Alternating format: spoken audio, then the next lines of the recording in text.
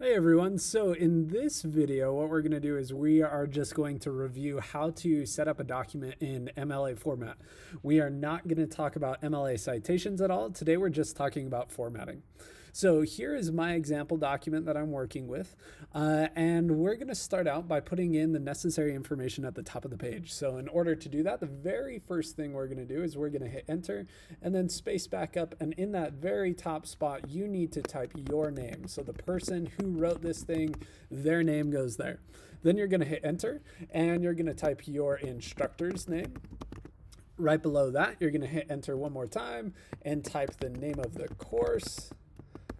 And then hit enter one more time. And on this bottom line, what you are going to do is you are going to write the date that the assignment is due. Now, the date is going to be written in kind of a funky format.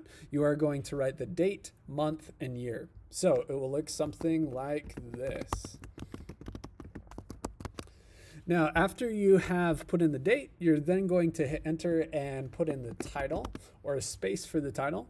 And this title should be centered. So I'm going to highlight that, and then I'm looking for this button here, and that will center it on the page. Now, the next thing that we need to do is we need to make sure that everything is in the right font. So I am going to hit Control A on my keyboard, and that's going to select my entire document. So you can see everything is highlighted now. Now I'm going to go up here to my font options, and then in my font options, I'm going to select Times New Roman, and then I'm going to make it font size 12. It's important that your text, again, is in Times New Roman size 12. One more time, Times New Roman size 12. Now, while we still have everything highlighted, we need to make sure that the spacing is accurate. So right now you can see that my text is single spaced and it should be double spaced. The way we're going to do that is we're going to click on this button right over here. These are your line spacing options. So go ahead and click on that and then select double, and you'll see that that will space it out for us.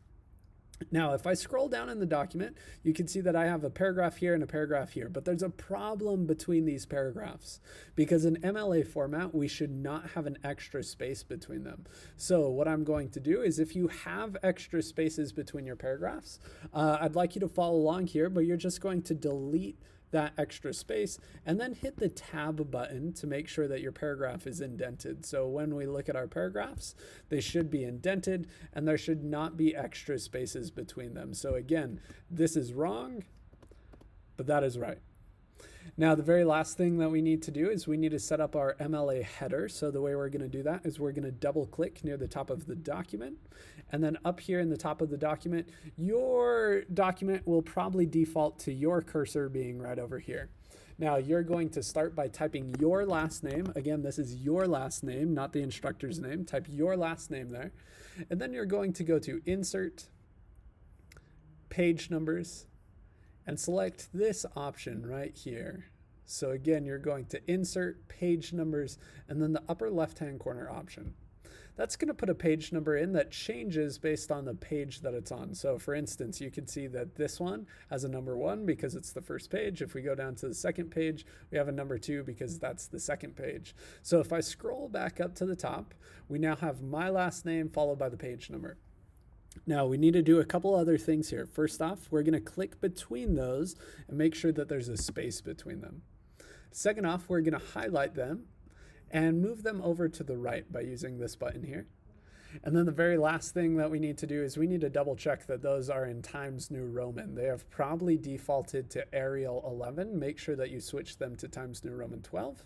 But once you have done that, then you can click out of your header and your formatting is all set up. Congratulations, you now have proper MLA formatting. Send me an email if you have any questions. Thanks for watching.